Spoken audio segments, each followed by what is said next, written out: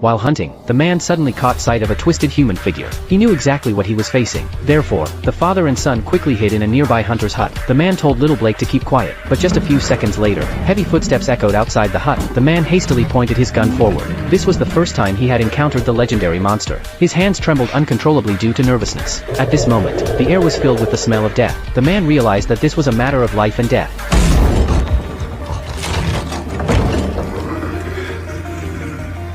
Just as he was about to fight for his life,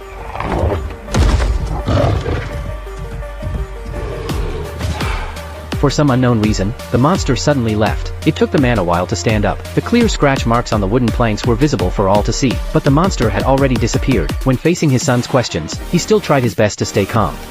Everything seemed so strange. So, little Blake secretly went down to the basement. He overheard his father's conversation on the radio. It turned out that what they had encountered that day was the legendary werewolf. But Blake had no idea at that time that this day would be the beginning of his nightmare. 30 years passed. He had grown up and moved to a big city. Moreover, he even had a daughter of his own. He had long forgotten the werewolf legend from his childhood. One day, a letter brought him back to the farm. It turned out that Blake's father had passed away. The key to his old home was also sent by a neighbor. Thinking that he hadn't been back for many years, he hurried back with his wife Jenny and daughter. They were all very happy along the way. But soon, he found that the old road up the mountain was actually blocked. At that moment, a hunter happened to pass by. They recognized each other as childhood friends. So the hunter got in the car and showed Blake the way. They soon arrived near the old house. Just at that moment, an accident happened.